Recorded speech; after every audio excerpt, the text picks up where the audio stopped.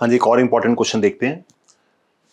One of the zeros of quadratic polynomial of form X square plus A X plus B is the negative of other then.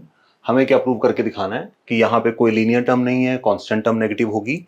तो linear term कैसी होगी और constant term कैसी होगी, उसके हमें nature को देखना है। चलिए पहले तो देखते हैं क्वेश्चन में हमें क्या क्या गिवन है।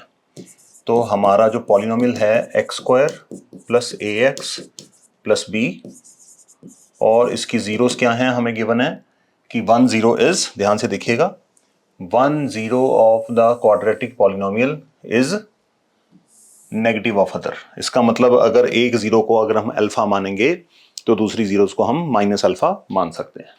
तो जीरोस हम ले लेते हैं अल्फा एंड माइनस अल्फा। तो sum of zeros equals to minus b by a का फॉर्मूला होता है, सम कितना आएगा alpha plus minus alpha minus b by a का मतलब माइनस बी बाय ए, जो कि 1 है यहाँ पर। तो ये मेरे पास आएगा जी अल्फा, इसको ऐड करेंगे अल्फा माइनस अल्फा को 0, तो माइनस ए अपॉन 1 इधर डिवाइड हो उधर जाके मल्टीप्लाई हो जाएगा, माइनस ए, तो ये माइनस इधर मल्टीप्लाई हो रहा है उधर जाके डिवाइड हो जाएगा, तो ए की वैल्यू 0 आएगी। ए की वैल्यू 0 आएगी, इसका मतलब अगर इस पॉलिनोमियल में ए की वैल्यू आपको 0 मिलती है तो इसका मतलब ये टर्म तो फिर 0 ही हो गई, खत्म हो गई। तो आपके पास क्या बचा, बी बचा। इसका मतलब हमारे पास कोई लीनियर टर्म नहीं बचेगी। तो इसका मतलब हैज नो लीनियर टर्म, इन दोनों में से एक ऑप्शन होगी। अब ये वाला तो कंफर्म हो गया, has no linear term, but अब हमें किसके ऊपर फोकस करना है, कांस्टेंट टर्म क्या होनी चाहिए, या तो नेगेटिव या कांस्टेंट टर्म क्या होनी चाहिए, पॉजिटिव होनी चाहिए। चलिए कांस्टेंट टर्म की तरफ चलते हैं। तो प्रोडक्ट ऑफ जीरोस क्या होता है बच्चों, प्रोडक्ट ऑफ जीरोस होता है c by a, constant term upon coefficient of x square.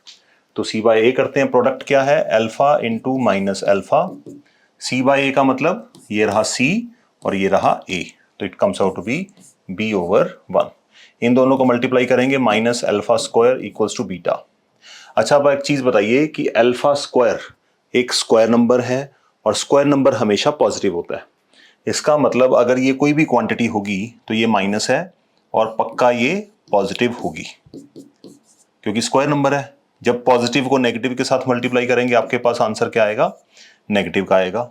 इसका मतलब जो बी है वो एक नेगेटिव रिजल्ट है। बी का मतलब आपकी क्या है, कांस्टेंट टर्म। इसका मतलब यहां से हमें पता चलता है कि नो लीनियर टर्म बनेगी। यहां पे आपको समझ आई ना, सी बाय ए की है तो alpha into alpha minus alpha square equal to B. Alpha square एक पॉजिटिव क्वांटिटी है, तो नेगेटिव को जब पॉजिटिव क्वांटिटी के साथ मल्टीप्लाई करेंगे तो आंसर आपका नेगेटिव आएगा। और बी की वैल्यू अगर नेगेटिव आ रही है, इसका मतलब हम कह सकते हैं कि कांस्टेंट टर्म इज नेगेटिव। तो इसका मतलब आपकी ऑप्शन कौन सी बनेगी, your answer should be A, that should be the correct answer. A is the correct answer. ये तो था इसको थियोरेटिकली सॉल्व करने का। अगर इसको एमसीक्यू सॉल्व करना हो तो अब जो क्वेश्चन की डिमांड है उसके हिसाब से पॉलिनोमियल बना के देख लीजिए। जैसे देखिए क्वेश्चन में क्या बोला है कि 1 0 is the negative of other. आप क्या करो, पॉलिनोमियल लेट कर लो अपनी तरफ से। कैसे, मैं अगर एक जीरो दूसरे की नेगेटिव है तो एक को मैं 5 मान लेता हूं, दूसरे को -5 मान लेता हूं। जब भी ऐसा बोला जाए एक जीरो एक नंबर दूसरे का नेगेटिव है तो एक 5 है तो दूसरा -5 मान सकते हैं, एक 7 है दूसरा -7 मान सकते हैं। अगर 5 किसी पॉलिनोमियल की 0 है तो उसका फैक्टर क्या बनेगा, x -5। ये आपने फैक्टर थ्योरम पढ़ी होगी आपने।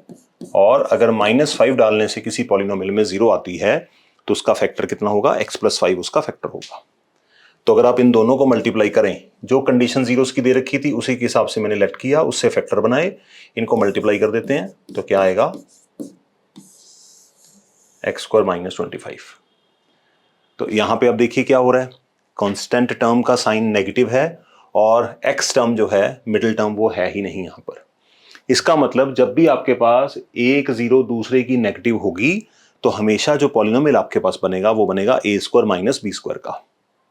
जब ए स्क्वायर माइनस बी स्क्वायर का पॉलिनोमियल है तो एक्स की टर्म नेगेटिव हो गई, सॉरी एक्स की टर्म तो डिसअपियर हो गई, तो वो जीरो खत्म हो गई, और कांस्टेंट टर्म क्योंकि ए स्क्वायर माइनस बी स्क्वायर है तो माइनस होने की वजह से कांस्टेंट टर्म नेगेटिव आएगी।